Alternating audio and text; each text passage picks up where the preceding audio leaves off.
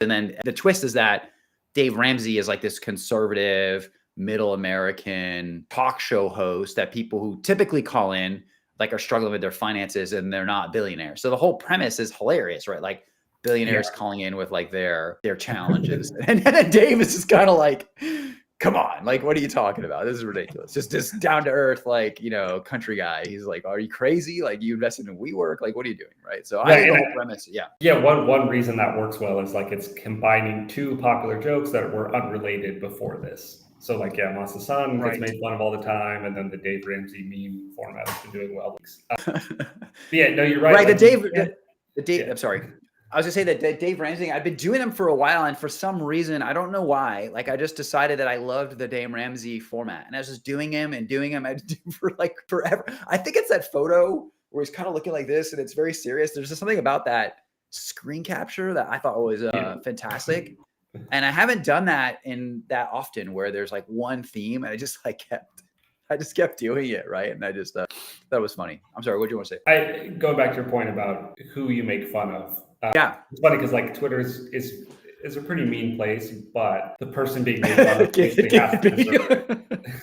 Or it's funny because I think people are mean to billionaires and like rich, successful people on there constantly, and that's fair game no matter what. Like people get very personal with making fun of, Jeff Bezos and his divorce or Elon Musk. But I think like people have accepted that it's fair game. If they're a billionaire, you can say whatever. And then, anyone else, like a normal person, if you make fun of them, they really have to deserve it. So like the Coldplay CEO thing was interesting because I guess a lot of people thought that was fine just because he was, rich and successful. So whatever, we can, make fun of him. Or people thought, oh, well, he's obviously just a terrible person, so we can make fun of him. Like, that's an interesting one because that would not have happened. Like, that would not have been anywhere near as viral of a moment if he was basically just like a normal guy working a job. It seems like it, probably still would have gone viral based on his reaction of ducking down. But I think part of the reason is it got so big was like, okay, well, he's actually a CEO of a fairly big tech company. So I don't know. I think, people are more likely.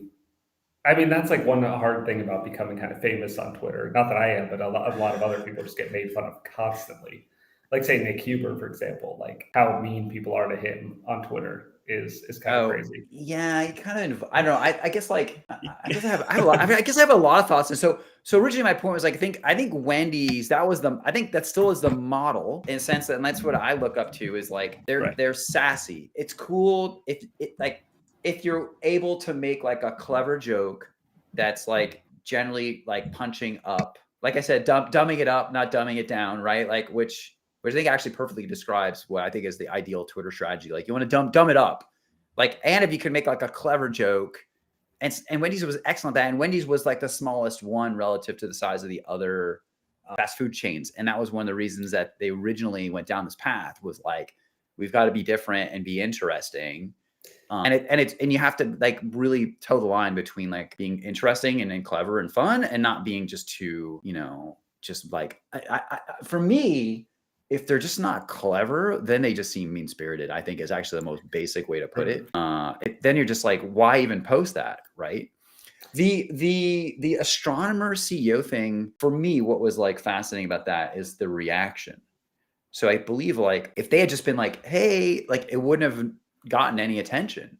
But the fact that like they reacted the way that they did is what I think kicked all of that off. And I don't even know if like, I had never even heard of that company. So I think that's the main thing is that it just was such a like crazy reaction. Oh, and then what Chris Martin from Coldplay called it out on stage. Yeah. So like they kind of got hot. So I kind of think for the most part, whoever that was going to happen.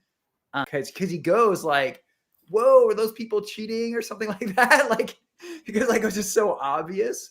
It is an interesting like cultural moment though, the way that these things happen. Like I think they're just endlessly fascinating. Yeah, no, totally. I think it's interesting because I think like with Wendy's, they're able to, I mean, I think you put it pretty well. Like they are able to be funny and edgy without being too mean. Like they're a little bit mean, but it's usually funny as well. Like some people are just mean on there and it really doesn't go very far.